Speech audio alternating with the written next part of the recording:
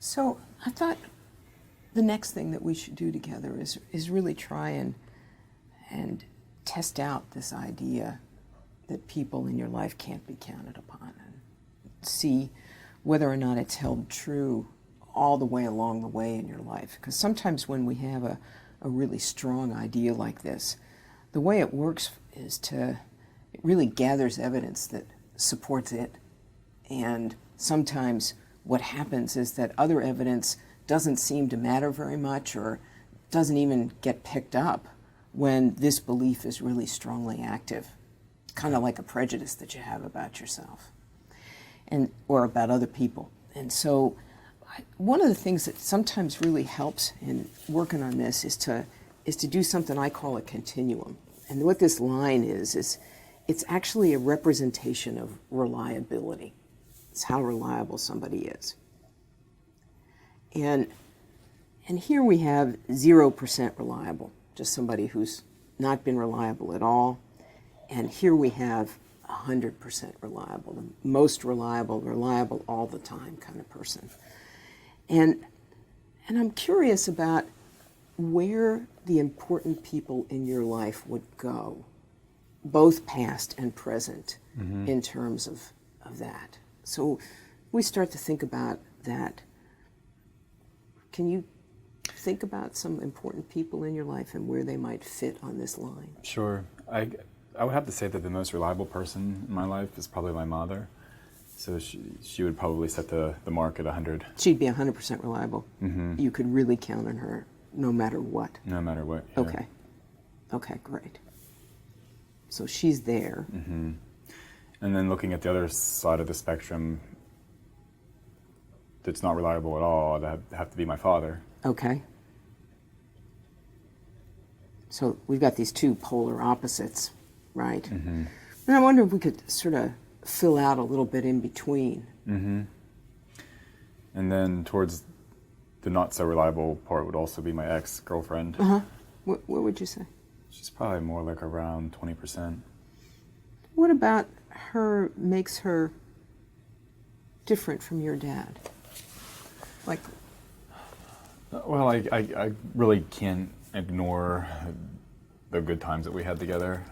She was my best friend, like I said at the beginning, even though it kind of ended really on a sour note and things weren't the same after that. She's still not exactly as bad as my father was. So in the years that you were together before things changed or didn't go well at the end, there were certain things that she was able to do that you could count on her for? Sure. Okay. So we'll put Julie here, and it's interesting to hear you remember that part. You know, when you're thinking about her with Renee standing there in the doorway, how is she looking at that moment? Yeah, it kind of changes things, so that having a little more perspective, you can really see that there were some things about her that were not completely unreliable. Right. Okay. Who else? How about when you were a kid, other reliable people? I know that we went to church growing up, and so the people in the church were very supportive and were pretty reliable. They would probably be up around 80 to 90%. Okay. People in church? They helped you out and Sure. took care of things. How about friends in your lifetime? Any other people that... I had a really good, close group of friends that, you know, were there for the most part, through the thick and the thin. I mean, of course, things came up through life where we were always coming and going, or, you know, some people would move away and we still would try to keep in touch. But I did have a good group of friends. So they would probably be around like the 70%. And who are you in touch with now of that group? I guess, you know, my best friend growing up, Aaron. Would he fit at 70 or any place else in here? Or? He's probably around 75. I mean, he has his other priorities in life going on also, and as well as I do. So I understand that things aren't, you know, exactly 100%, but he's up there. Right. And it looks like even with these people who are not 100% like Mom, that you've been able to, A, retain good feelings about them, and B, been able to sort of feel like they were pretty trustworthy, even though they're not 100% reliable every single time. Exactly. Okay, cool. How about anybody else sort of in the lower or middle part of the spectrum? I would have to say, there's people around me in my apartment complex that I know that we're not exactly, I would say, friends, but that they just don't seem to be people that I would associate with, or they're very loud, they're very obnoxious at times. And so, like, having been around them, I realized they're pretty low on the spectrum also. Of being counted on, you wouldn't ask them to be somebody who was in your corner. Exactly. And where would they be number-wise? Probably 30. Okay.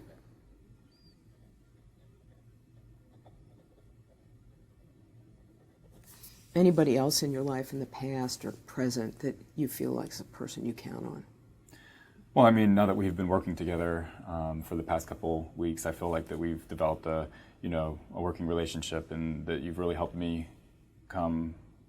make some progress since I've been here in the city. And so I would definitely have to, put you on this list. Well, that's great. I'm glad to hear that. Where would I fit? I would say, I understand that we, had to reschedule some things a couple times, but things come up, and we always have to work around things, and definitely up there around 85%. Well, I'm glad you'd put me up there, even though we've had a couple of bumps. That's great. Okay, that's me. Anybody else you think belongs here? No one else really comes to mind. Okay. So now we have this really sort of absolute statement. People can't be counted on. That you've been collecting information about. And if you were going to look at really this whole spectrum of people that have been in your life, both past and present, what might be another way, if you were considering all of this? Does this seem accurate? And if not, what might be a new idea that really takes into account all of this information? Well, I guess I can't say that blanketly statement that people can't be trusted or counted upon, because I do have some people in my life that clearly have proven to be there for me. So I would say that, there are people that you can count on in your life. Okay. But at the same time, there's also people that are not as reliable. Okay.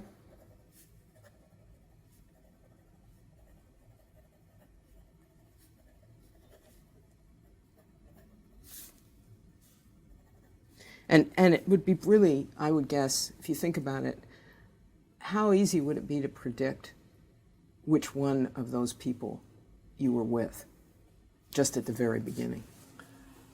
Almost impossible. Right.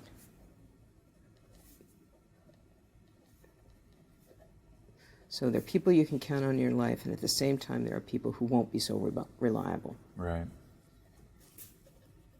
It's hard to know that when you just first meet somebody, how they're going to be down the road. You can't know in the beginning.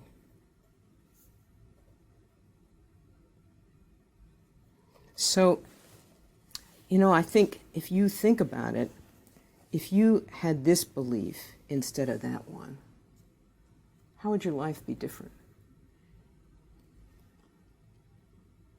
Well, I don't think I would have fallen into the state that I had fallen into when I first moved to the city. I felt like I might have given people more of a chance. So it would be easier to give people more of a chance. And that would really help the sense of isolation and loneliness that you have. Absolutely, yeah. Now, my guess is that if that were to happen and you gave people more of a chance, the possibility would exist that sometimes they would be sort of in this camp up here and be somebody who you could count on much of the time. But now and again, there are going to be some disappointments along the way. Yeah. Right? So one of the things that sometimes happens is, what do you think will happen in terms of the thinking that you might be doing if you had a setback or a disappointment? Well, it seems like whenever I do have setbacks or things don't go according to how I envisioned them, I find myself reverting back to that same thought of Right. not wanting to trust people. Right.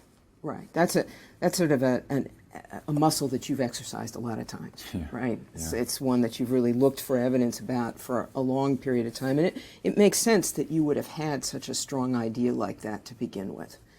But what our job really needs to be is, it seems to me, is to help you to operate as if this belief was true, and then help you to get more resilient when setbacks happen, so that you can look at other information when this thought comes up, and you could operate in the world in a way that would have you be less lonely, and potentially find the people out there who are going to be more in your corner, you know.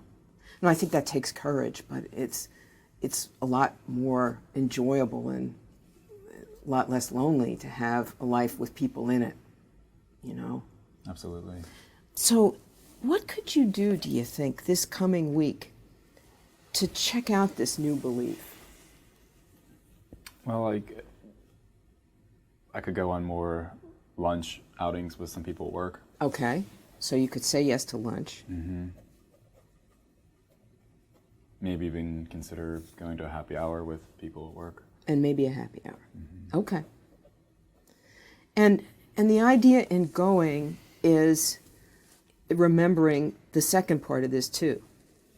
You don't know at the beginning who these folks are going to be. It's just sort of testing the waters and seeing who's out there and who might be somebody who eventually you could have in your life and have a new relationship with. Does that make sense? Yeah, it does. Okay. So this week, what we're going to do is test this out by trying to see if you can meet some new people at the workplace and see what happens in terms of finding out about them and how reliable they'd be. I'll give it a shot. And I think you've done some great work today. Thank you.